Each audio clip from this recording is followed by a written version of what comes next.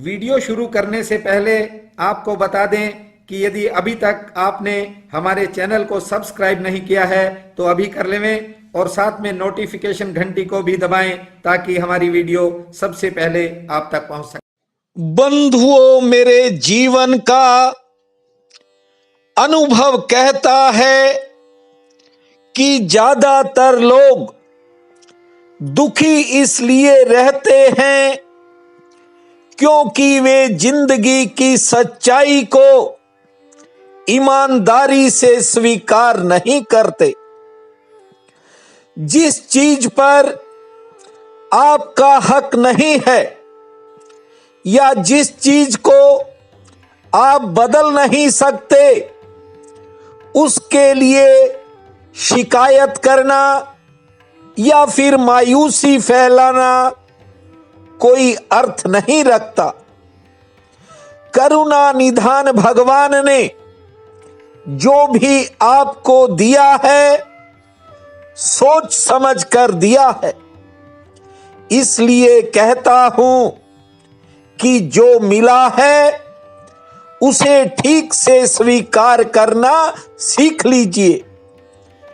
जिस रूप में ये जिंदगी मिली है वह परमात्मा ने बहुत ही विचार करने के बाद आपको दी है। निज धर्म कहता है कि जिससे भी आपको मिलना हो उसके बारे में कोई भी अपेक्षा मत पालिए। वह जिस व्यक्तित्व का स्वामी है उसे उसी रूप में आप स्वीकार कीजिए। जिस तरह आप अन्य लोगों की अपेक्षाओं के अनुसार बदल नहीं सकते, उसी प्रकार कोई दूसरा भी आपकी स्वाभाविक प्रकृति से अलग नहीं हो सकता। अपने जीवन में थोड़ी सी उदारता को बढ़ाना सीखो। बंधुओं, आज शाम को घर में बैठा था, अचानक बेल बजी। मैं बाहर गया तो देखा कि पिज्जा सप्लाई करने वाला एक व्यक्ति मोटरसाइकिल पर खड़ा है। उसने मुझसे बेटे का नाम लेकर पूछा कि ये उसका घर है। मैंने कहा बिल्कुल उसी का घर है। फिर उसने गौर से मुझे देखा। अरे गुरुजी, आप भी पिज्जा खाते हो? मैंने कहा क्यों नहीं खाऊं, सारी दुनिया खाती है। हंसने लग गया। फिर खुद ही कह रहा है ऐसा हो नहीं सकता कि आपने ये पिज्जा मंगवाया हो। बंधुओं, बेटा नहाने गया हुआ था और पत्नी जो है वह रसोई घर में थी। अब बेल बजे हुए करीब 30-40 सेकंड हो गए थे। मैंने तो दरवाजा खोलना ही था। पिज्जा सप्लाई करने वाला मुझे पहचान गया था। उसने कहा गुरुजी, आप कभी ऐसा नहीं हो सकता कि आप ये पिज्जा खाते होगे। जानते हो क्यों? करीब 20 साल पहले ये व्यक्ति हमारे लिए अखबार बांटता था। बंधुओं, जीवन में परिवर्तन तरह तरह के होते हैं। मैंने उसे कहा कि मैंने एक बार पिज्जा खाया था, लेकिन एक बाइट लेते ही मुझे उसकी प्रकृति समझ में आ गई और सच्चाई ये है कि मैंने फिर कभी पिज्जा को हाथ नहीं लगाया। बंधुओं, कुछ लोग न जाने मेरे संबंध में कैसी कैसी धारणाएं पालते हैं, और सच ये है कि मैं एक गृहस्थी आदमी हूं और गृहस्थ में रह करके इस पूरे संसार को देखता हूं। बहुत से कमेंट्स ऐसे होते हैं जिन्हें पढ़कर या देखकर मुझे बड़ी हैरानी होती है।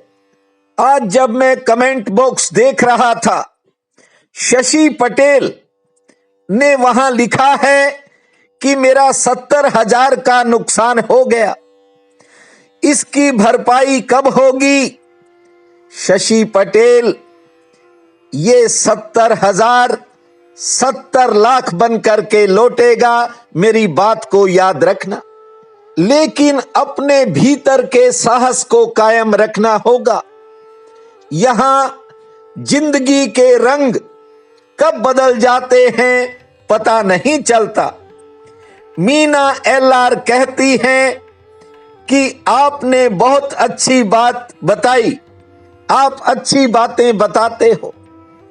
बंधुओं, हो सकता है मेरी बात अच्छी न भी हो सकता है मेरी बात में कड़वाहट हो, लेकिन जो मैं सुनाता हूं ये निज धर्म के सूत्र हैं, ये निज धर्म की बातें हैं जो जाकर के व्यक्ति की अंतर आत्मा में प्रवेश करती हैं।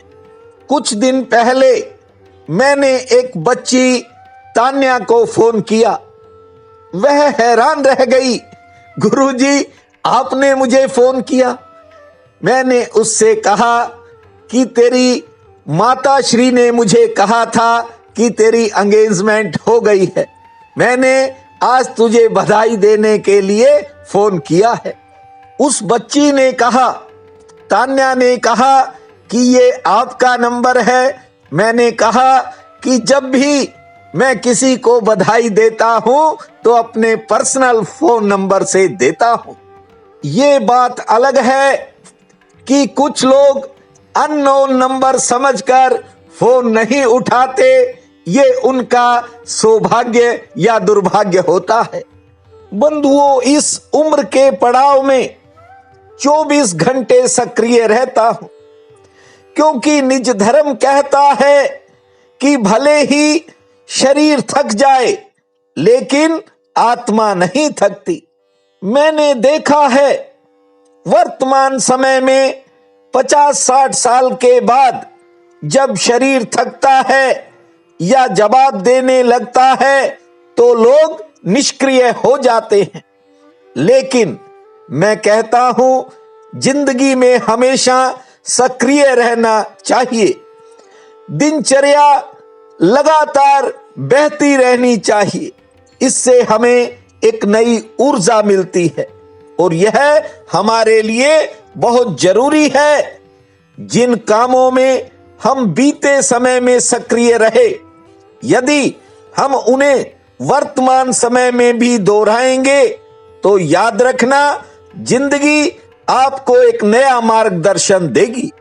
मैंने ये कहानी आपको पहले भी एक बार सुनाई थी, आज फिर सुना रहा हूं। एक बूढ़ा हाथी था जो राजा के पास था।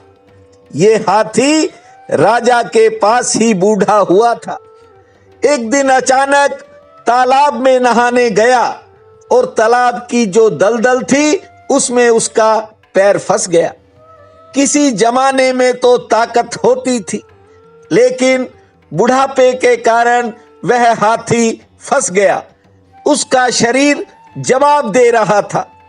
इस सूचना को जब राजा के पास भिजवाया गया तो कहते हैं राजा खुद वहां पहुंच गया और उसने बड़े बड़े महावत बुलवाए कि किसी तरह इसको निकाला जाए। उसके भाले चुबोए गए, लेकिन हाथी बाहर नहीं निकल पाया। बंधुओं, उस समय राजा का एक बहुत पुराना सलाहकार था। उसने राजा को सलाह दी कि तत्काल नगाड़े बजवा दो, वो नगाड़े जो युद्ध के समय बजते हैं। बंधुओं, राजा का आदेश हुआ, सैनिकों की कतारें लग गई और नगाड़े बजने लगे। जानते हो, इन नगाड़ों की आवाज, युद्ध के नगाड़ों की आवाज जब उस हाथी के कानों में गई, उसका बुढ़ापा दूर हो गया और अचानक उसके शरीर में एक ऐसी ऊर्जा का संचार हुआ कि वह खुद ही उस कीचड़ से, उस तालाब से बाहर आ गया। सो बंधुओं, कई बार जिंदगी में एक काम करते करते आदमी निराश भी हो जाता है। मैं कहता हूं उस समय आप वही कार्य करें जो आपको पसंद हो। आप देखना आपके जीवन में एक नई ऊर्जा का संचार होगा, चमत्कार हो जाएगा। निज धर्म कहता है परमात्मा एक दृष्टि है, संसार तो यही है। आस्तिक के लिए भी, नास्तिक के लिए भी, ज्ञानी और अज्ञानी के लिए भी संसार तो यही है। उसको भी जो आनंद से विभोर होकर नाच रहा है, उसको भी जो दुख में डूबा हुआ सड़ रहा है। यह संसार आपकी व्याख्या है। एक बात का ध्यान रखना, यदि आपकी व्याख्या सम्यक होगी तो यही संसार स्वर्ग हो जाएगा। क्योंकि स्वर्ग और नरक ये कोई भौगोलिक घटनाएं नहीं हैं, वे कोई ऐसी जगहें नहीं हैं जहां तुम जा सको। वे तुम्हारे देखने के ढंग हैं। मैं कहता हूं आज और अभी सब कुछ बदल सकता है।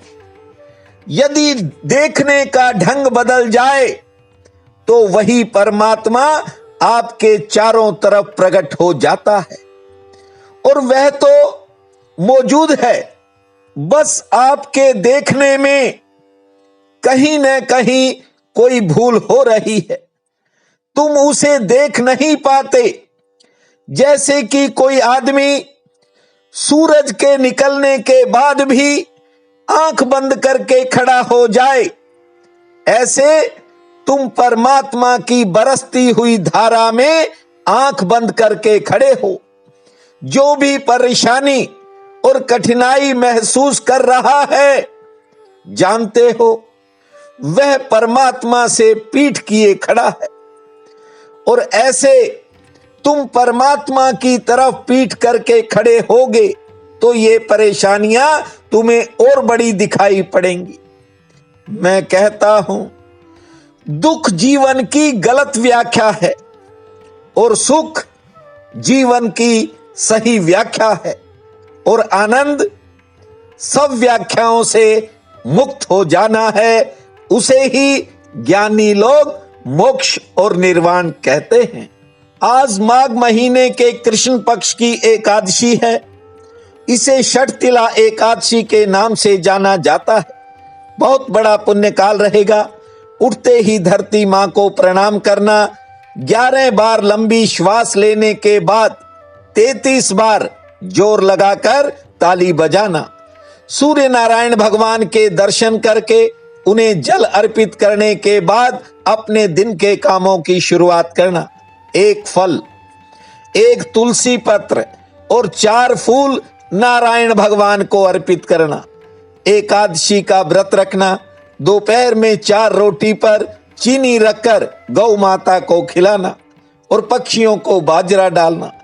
शाम के समय नारायण भगवान के सम्मुख एक दीप जलाना। भूमा लक्ष्मी नारायण, भूमा लक्ष्मी नारायण, भूमा लक्ष्मी नारायण। इस महामंत्र को भावपूर्वक जपना। समय आपके लिए भाग्यशाली रहेगा। प्रिय बंधुओं व मातृदेवी शक्तियों, आज 7 फरवरी दिन रविवार है। आप सबको मेरा नमस्कार है। आज का राशिफल इस प्रकार है। मेष, आमदन के लिए आज का दिन सामान्य रहेगा। आज कोई नया काम आपका तरक्की की तरफ बढ़ सकता है। हाँ, दूसरों के काम आपके किसी काम को प्रभावित कर सकते हैं। थोड़ा सचेत रहना होगा और किसी जरूरी काम में आपको सहयोग मिलेगा। वृषभ, आज मन में कुछ नए तरह के विचार पैदा होंगे। कुछ नया करने का मन भी बनेगा। आमदन के लिए दिन ठीक है। कोई विशेष मुलाकात भी हो सकती है और कोई शुभ समाचार भी आ सकता है। मिथुन, आज घर के कामों में आपका समय बीतेगा। कोई नई योजना की तरफ मन बनेगा। कारोबारी सितारे ठीक हैं, लाभ ठीक मिलेगा और सेहत भी लगभग ठीक मिलेगी। कर्क, किसी खास व्यक्ति की चिंता आपके मन को घेर सकती है। रोजगार से लाभ ठीक मिलेगा। मन में किसी के प्रति आपके विचार बदल सकते हैं। मेहमान आ सकते हैं और आज खान पान के प्रति सचेत रहना आपके हित में रहेगा। सिंह, आज किसी काम के लिए मन में कोई नई योजना बन सकती है। नया उत्साह आ सकता है। किसी के प्रति आपके भाव बदल सकते हैं। हाँ, दोपहर बाद समय बदलेगा, से ठीक रहेगी और किसी रुके हुए काम में गति आ सकती है। कन्या, कोई करीबी आपको निराश कर सकता है।